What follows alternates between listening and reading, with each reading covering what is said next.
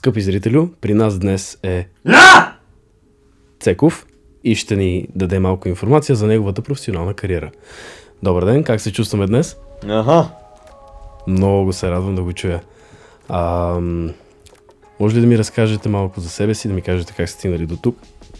Аз съм Цветан Савов, професор по живистика. Роден съм и най-вероятно някога ще умра и живея в момента. Стигнах до тук чрез моето раждане, далечната 2005 година. От тогава, за да изградя кариерата си като живист, аз се храня, пия вода, за да поддържам тялото си. Друго важно нещо, което, ако вие, драги зрители, искате да се занимавате с живеене, не трябва да забравяте, защото е от изключителна важност. Вие трябва да консумирате кислород, трябва да дишате. Носите ли перуки? В момента не. Ще носите ли перуки?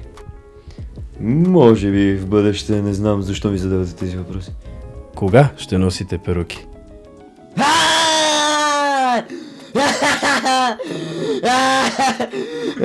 Скоро време, може би.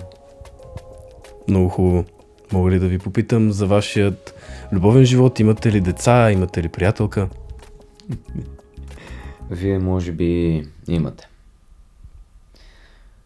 Може би искате да ги гледате щастливи, да ги гледате как растат, да ги изпратите в престижно училище, да ги гледате как завършват с висок успех, да ги изпратите в елитен университет, да наблюдавате успехите им от дома, да ги гледате как се женят, как създават свои собствени деца, ваши внуци, да ви погребат, да живеят пълноценни животи и да постигнат целите си, да изпълнят мечтите си и да умрат с усмивка на лице.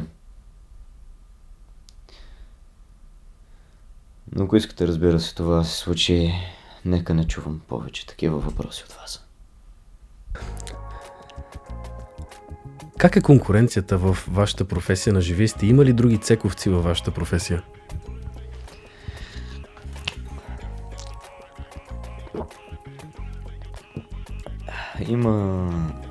Има поне още 4, които аз познавам. Интересни индивиди, със сигурност не бих ги нарекал конкуренция. Но все пак пазара е доста гъст с хора, споделящи моето или подобни други имена. Но наистина не бих ги нарекал конкуренция. Какво послание бихте дали на вашите последователи и хората, които искат да се занимават със същата професия като вас? Курви, мело, мерцедеси и изкуствени гърди.